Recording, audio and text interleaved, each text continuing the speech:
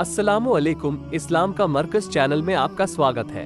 हम उम्मीद करते हैं कि आपको ये वीडियो जरूर पसंद आएगी, इसलिए पूरा वीडियो जरूर देखें ताकि आप कोई भी इम्पोर्टेंट इन्फॉर्मेशन मिस न कर दें। तो चलिए शुरू करते हैं।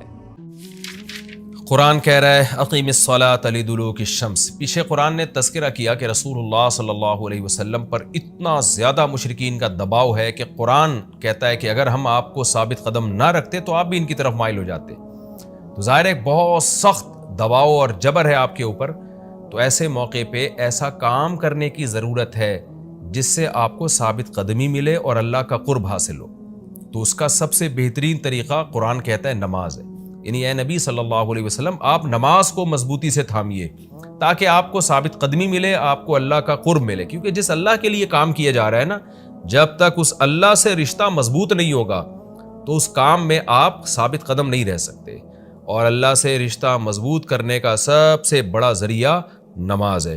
इसलिए कुरान कहता है अक़ीमिस्सलाता, आप नमाज कायम कीजिए, लिदुलूकी शम्स, सूरज के ढलने के वक्त। सूरज कब ढलता है? जब बिल्कुल बुलंदी पे जाके ढलना शुरू होता है तो ज़ोहर का वक्त शुरू होता है, इला गसक़िल लैल, रात के अंधेरों तक। यानी इसमें 4 नमाजें आ गई। सूरज जब ढलता है ना, बिल्कुल बुलंदी पर होता है, थोड़ा सा ढलता है ज़ोहर का वक्त, मज़ीद ढलान पैदा होती है असर का वक्त, मज़ीद ढलता है मगरिब का वक्त, और फिर इला गसक़िल लैल, सूरज तो गायब हो जाता है मगरिब के बाद, फिर रात के अंधेरे में यानी ईशा का वक्त। व क़ुरआन अल फ़जरी, और फजर के वक्त में, फजर के तिलावत के वक्त में।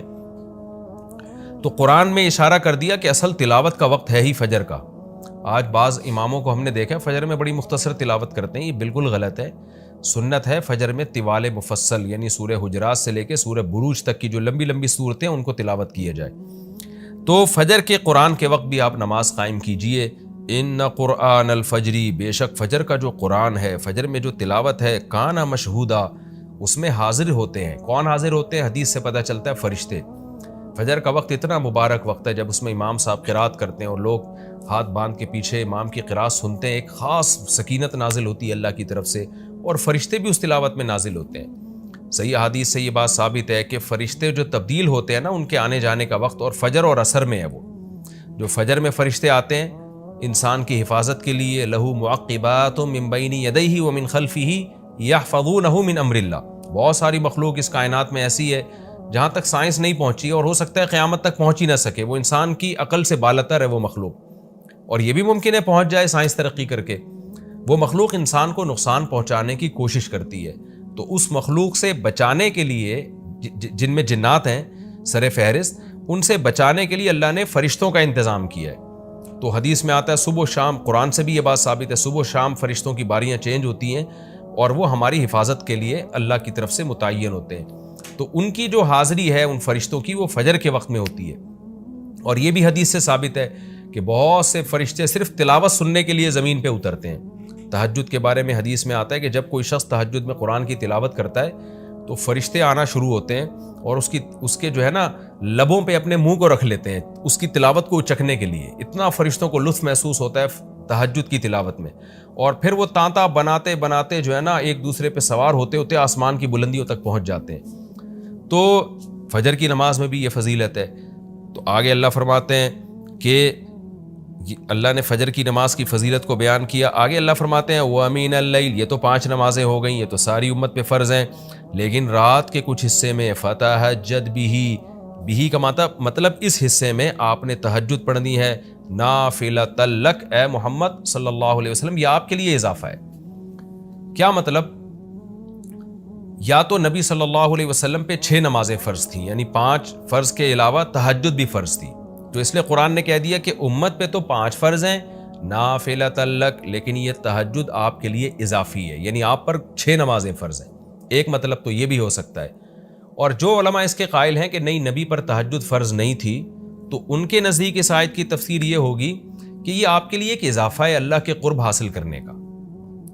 यानी 5 नमाजें तो पढ़नी ही पढ़नी है, लेकिन आप अल्लाह के क़ुर्ब के लिए एक इजाफ़ी चीज़ भी आपको दी जा रही है ताकि आपके दर्जात और ज़्यादा बुलंद हो। तो ऐसी सूरत में ये सिर्फ नबी के साथ ख़ास नहीं है, क्योंकि खिताब नबी से चल रहा है इसलिए अल्लाह ने कह दिया आपके लिए इजाफ़ा, वरना हकीकत में पूरी उम्मत के लिए ये इजाफ़ा है। आगे अल्लाह फरमाते हैं आसा अन यबअसका रब्बुका, उम्मीद है कि आपको आपका रब पहुँचा दे मकाम महमूद तक। یہ مقام محمود کیا ہے؟ شفاعت کبریٰ، یعنی تمام پیغمبر نبی کے پاس آئیں گے کہ آپ سفارش سے آغاز کریں، یعنی سفارش کا آغاز آپ سے ہوگا، پھر آپ صلی اللہ علیہ وسلم سفارش کریں گے۔ تو یہ ایک سب سے اونچا مقام ہے جو اللہ قیامت کے دن رسول اللہ صلی اللہ علیہ وسلم کو دے گا، اور جس سے آپ کی تمام پیغمبروں پر فضیلت ثابت ہو جائے گی کہ جب تک آپ کی طرف سے شفاعت کی ابتدا نہیں ہوگی کوئی اور پیغمبر سفارش نہیں کریں گے۔ تو اللہ نبی صلی اللہ علیہ وسلم کو تسلیاں دے رہا ہے کہ یہ مشرکین کا جو آپ کے اوپر بے پناہ دباؤ ہے، جبر ہے، آپ اس میں تسلی رکھیے، آپ نماز قائم کریں اور تہجد کی پابندی کریں، اللہ نے آپ کو بہت بڑا آگے چل کے مقام دینا ہے۔ تو چونکہ نبی صلی اللہ علیہ وسلم بھی بشر تھے نا، مشرکین کے دباؤ کی وجہ سے آپ بھی ایک پریشانی میں آتے تھے، تو اس لیے اللہ آپ کو ثابت قدم رکھنے کے لیے آپ صلی اللہ علیہ وسلم کو یہ خوشخبریاں سنا رہا ہے کہ آپ نے اپنا اس عمل کو فوکس کرنا ہے، نماز اور تہجد کو، تاکہ آپ کا اللہ سے قرب رہے، اور اللہ آپ کو خوشخبری دے رہا ہے کہ امید ہے آپ کا رب آپ کو بہت بڑے مقام تک پہنچا دے۔ رہا مسئلہ مشرکین کی دھمکیوں کا کہ یہ پوری کوشش کر رہے ہیں کہ آپ کو مکہ سے نکال دیں، تو ہم نے تو بتا دیا کہ یہ خود بھی نہیں پنپ پائیں گے، لیکن آپ نے اللہ سے کیا دعا مانگنی ہے؟ وَقُلْ رَبِّ، کہہ دیجئے اے میرے رب، ادخلنی مدخل صدق، مجھے مکہ میں داخل کیجئے مرغوب داخلہ، اچھا داخلہ، اور مجھے مکہ سے نکالیے بھی اچھے طریقے سے، یعنی اچھا نکلنا ہو میرا، ایسا نکلنا جس کے نتائج اچھے ہوں۔ اس میں اشارہ ہے کہ آپ صلی اللہ علیہ وسلم کو مکہ سے نکالنے پر مجبور کیا جائے گا، اور ایک وقت آئے گا کہ آپ مکہ سے نکلیں گے۔ تو اللہ اپنے حبیب صلی اللہ علیہ وسلم کو پہلے سے دعا سکھا رہے ہیں کہ آپ اللہ سے دعا مانگے، اللہ جب میں نکلوں تو میرا داخلہ بھی اچھے طریقے سے ہو اور میرا نکلنا بھی اچھے طریقے سے ہو، یعنی پسندیدہ نکلنا ہو۔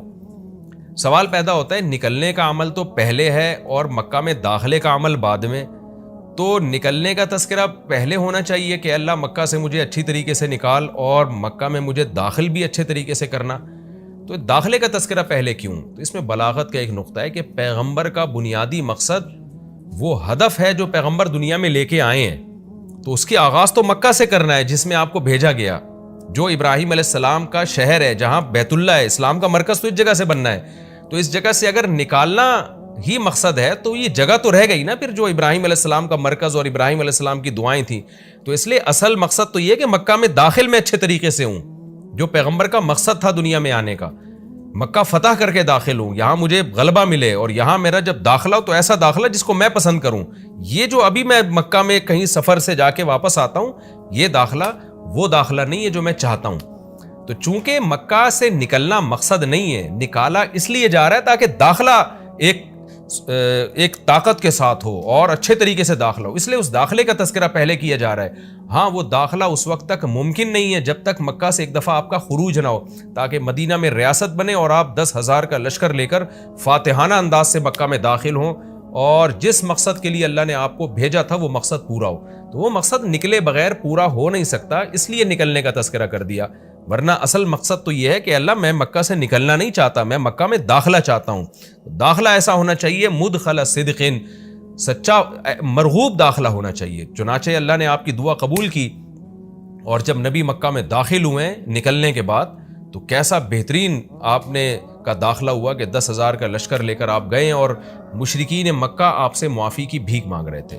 تو یہ مکی آیتیں اس وقت تو ظلم کے پہاڑ توڑے جا رہے تھے، لیکن پیغمبر سے اس طرح کی دعائیں کروائی جا رہی تھیں، وَأَخْرِجْنِي مُخْرَجَ صِدْقٍ، اور اللہ مرغوب نکلنا ہو، یعنی جب میں نکلوں تو بھی میرا اچھا ٹھکانہ ہو۔ چنانچہ آپ کا نکلنا بھی بڑا اچھا ہوا کہ پورا مدینہ آپ کے استقبال میں کھڑا ہوا تھا، اور طلع البدر علینا من ثنیۃ الوداع، یہ جو ترانے ہیں یہ مدینہ کی بچیاں آپ کے استقبال میں پڑھ رہی تھی۔ تو آپ کا نکلنا بھی اچھا ہوا، یعنی مدینہ میں داخلہ جو مکہ سے نکل کے، اور پھر جو مکہ میں آنا وہ تو اس سے بھی زیادہ عزت اور شان کے ساتھ ہوا۔ وَاجْعَلْ لِي مِن لَّدُنْكَ سُلْطَانًا نَصِيرًا، اور اللہ تو بنا دے میرے لیے اپنے پاس سے زبردست طاقت جس میں میری مدد ہو، غلبہ دے دے مجھے مشرکین پر۔ یہ بھی مستقبل کی دعا ہے جو ان حالات میں نبی سے منگوائی جا رہی ہے، اور اللہ نے آپ کی ساری دعاؤں کو قبول کیا، سلطان نصیر بھی دے دیا آپ کو، غلبہ بھی دے دیا مکہ پہ، ایسا غلبہ جس میں اللہ کی مدد تھی، اور وہ کمزور غلبہ نہیں تھا، طاقتور غلبے کو سلطان کہا جاتا ہے۔ اور مدینہ میں جانا بھی آپ کا پسندیدہ ہوا اور مکہ میں آنا بھی آپ کا پسندیدہ ہوا. اور اے نبی آپ یہ بھی کہہ دیجئے جاء الحق، حق آ چکا ہے، وزہق الباطل، اور باطل فنا ہو چکا ہے. حالانکہ جس وقت یہ دعا منگوائی جا رہی تھی باطل فنا نہیں ہوا تھا. لیکن ماضی سے جب کسی چیز کو تعبیر کیا جاتا ہے تو یہ بتانے کے لیے گویا یہ کام ہو چکا ہے، حالانکہ ہوا نہیں، ہوگا. لیکن نبی کی زبان سے نکلوایا جا رہا ہے کہ آپ مشرکین میں اعلان کر دیں کہ بس یہ کام ہو چکا ہے، حق آ گیا، باطل ختم.